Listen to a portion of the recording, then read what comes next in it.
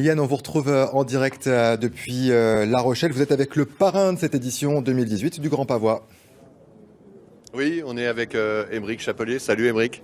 Bonsoir Yann. Ça fait longtemps qu'on se suit quand même, la mini transat, tout ça. Mais là, il y a un rendez-vous important qui se profile dans, allez, un tout petit peu plus d'un mois. C'est le départ de la 40e route du Rhum. Mine de rien, c'est pas qu'une simple transatlantique cette course. J'aime pas utiliser ce mot, mais c'est quand même une course mythique, non? Bah oui, effectivement, c'est la 40e anniversaire. Dans 40 jours, c'est le départ.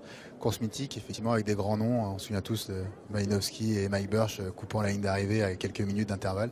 Donc, ouais, j'ai toujours été baigné par ça. C'est un rêve d'enfant qui va se réaliser, mais on est bien préparé. Et puis, on a bien travaillé en amont pour essayer de. C'est vrai, t'es serein quand même. D'aller gagner la route du Rhum en classe 40. Surtout que très clairement, en tout cas en classe 40, ouais, tu assumes le rôle de favori quand même là. Hein. Bah, il y a 53 bateaux, c'est la classe la plus représentée. 53 sur 110 bateaux au départ. Sur 120 bateaux exactement, donc on est là vraiment la classe la plus représentée. C'est là où il y a un niveau peut-être le plus homogène. Et avec 7-8 gros favoris pour la première place, dont je fais partie. Donc effectivement, ça va jouer sur l'eau dans 40 jours exactement, le 4 novembre, au départ de Saint-Malo. C'est un projet long quand même. Effectivement, on a toujours l'impression que les skippers, ça y est, ils montent sur leur bateau, ils s'en vont. C'est quand même 2 ans de boulot, chercher des partenaires, construire le bateau. Il y a vraiment, j'imagine, un petit sentiment d'aboutissement là, à un mois du départ.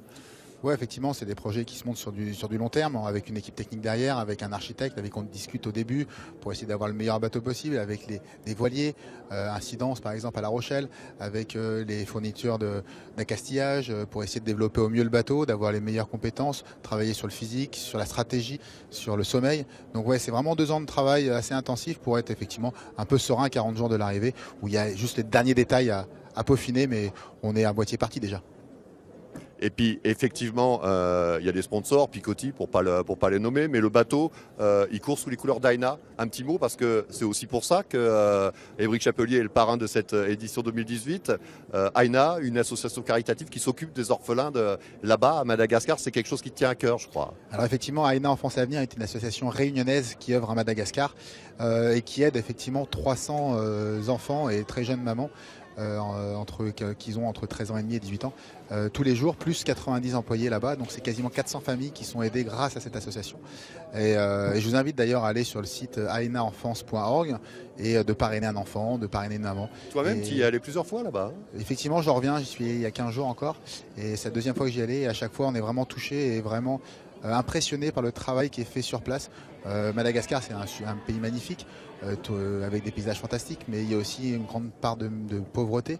Et effectivement, Aina Enfance et Avenir a vraiment un sens sur l'association, parce qu'elle donne vraiment, elle forme les enfants, elle forme les mamans, pour aller justement leur donner un navire et qu'ils puissent survivre derrière. On leur donne pas juste à manger et puis le lendemain on a oublié, on passe à autre chose. Non, il y a vraiment un avenir et c'est ça qui est important.